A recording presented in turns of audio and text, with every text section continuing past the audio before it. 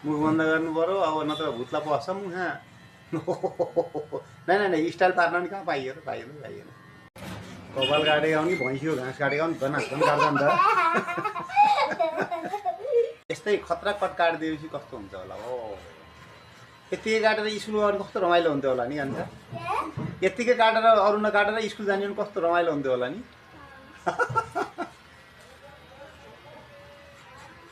वाह स्वाई घाँसै काटे यसरी काटिदियो काट्नु पर्ने यस्तो स्टाइल देखियो खतरा स्टाइल देखियो त गान्जाको यस्तै छोडिदिनु क्या भयो अब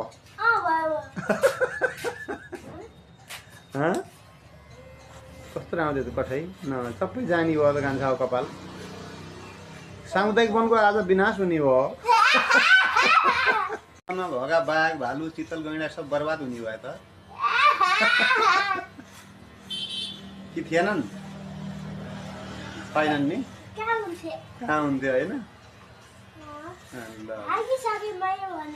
भनेर भागिहाले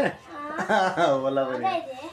कत्रो तेल सेम्पू लगाएर कति माया गरेका कपाल स्वाई काटिदिए यार पिरै नमानी कत्रो लगाएर तेल बेसार लगाएर सेम्पू लगाएर खुब मालिस गरी बचाएका कपाल त एकै छिनमा झुवाई बनाइदिए उनले त ट्र्याक्टरले खेत जोते हात पारिदिए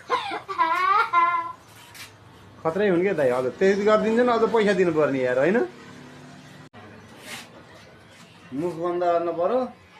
मुखभित्र जुङ्गा उम्रियो भने बवाल हुन्छ हाम्रो कार्यक्रम सिद्धिने बेला भइसक्यो अब हामी बिलेट नलगाउने अहिलेसम्म त लगाइदिएन नि दाइ अङ्कलले अब लगाइदिनु होला नि तेरो नलगाउने सिस्टमको हो नि त काट्ने अलि रमाइलो हुन्छ कि अब पानी चिसो होला जस्तो छ जाडो पनि हुन्छ जस्तो छ कतिको मजा आउँछ कुन्नी आज नुहाउनु नलगा पानीले नुहाउने ल धारागाली ननुहाउने चिसो हो कम हाल एकदम जाडो मान्छ यार भयङ्कर माथि गर्दै अरे अब सिँचाइ गरेपछि राम्ररी फल्छ नि त पछि सिँचाइ गरेपछि अनि मल हाल्छन् युरिया अझ राम्रो बनाइन्छ नि त कवैजीले के भन्नु अरे काट्छु